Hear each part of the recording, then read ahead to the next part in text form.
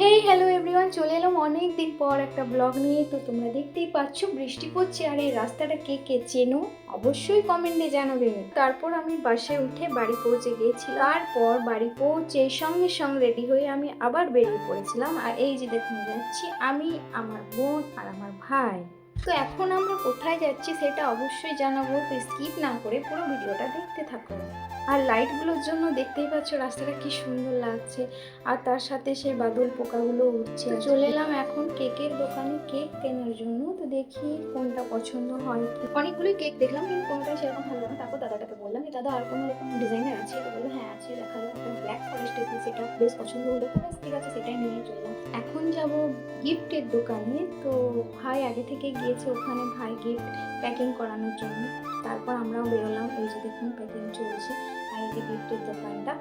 আর তারপর আমরা তিনজনে মিলে আবার বেরিয়ে পড়লাম স্টেশনের দিকে। তো আমার বোনের বর, রিসেন্টলি যে বোনটার বিয়ে হয়েছিল, সেই ফোন করলো, মানে তার বর ফোন করলো, বললো আমি আসছি, মানে আমাদের নতুন জামাই। তো তাকে নিতেই চলে গেলাম স্টেশনে। তো এই যে দেখো স্টেশনটা, আর এই যে দেখো আমার বোনের বর, মানে আমাদের নতুন জামাই। আর তাকে আমি বললাম যে হাই করে দাও, একটু হাই করে দাও। তো হাই করলো। তারপর আমি আর বোন বেরিয়ে পড়লাম। ভাই আর জামাই যাবে বাজারে। তো এই দেখো আমরা যাচ্ছি দুজন মিলে। তো বোন স্কুটিতে চেপে অনেকটাই ভয় করছিল যে আমি মিনিমাম 1 বছর পর স্কুটি চালালাম, অনেক দিন চালাইনি। তো ভয় করছিল যে আমাকে ফেলে দিস না। আর সে কি বলছিল শুনো, মানে এতদিন পর আমি স্কুটি চালালাম, তো ও ভাবছে হয়তো আমি ফেলে দেবো বা হয়তো চালানো ভুলে গেছি। আর তারপর ওর কথা শুনে আমার খুব হাসি পেয়েছে।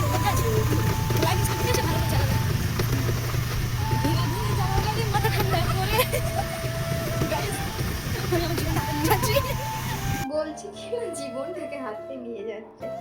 আর তারপর আমরা পৌঁছে গেলাম, এই হচ্ছে বার্থডে গার্ল। আর তারপর দেখো আমি একটু রং করছি।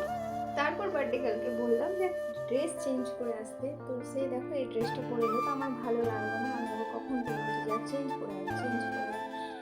আর এদিকে আমার মাথার প্রচণ্ড ব্যথা, কারণ ওইদিকে বাসে এসেছি, তারপর বাড়ি এসে আবার এদিকে চলে এসেছিলাম। তারপর দেখো আরেকটা ড্রেস পরে এলো। তারপর এদিকে আমাকে মাথা ব্যথা করছিল বলে আমি বললাম যে আমি চা খাবো, চা খেলাম। তারপরে এদিকে বেটুরা চলে এসছে। আর এই যে বেটু দেখো কি কিনেছে, এগুলো কিনেছে বেটু। তারপর সবাই চলে এসছে, ওরা শেষে টোটো করে এসেছিলো। তো এই যে দেখো বেটু এসে বদমাইশি শুরু।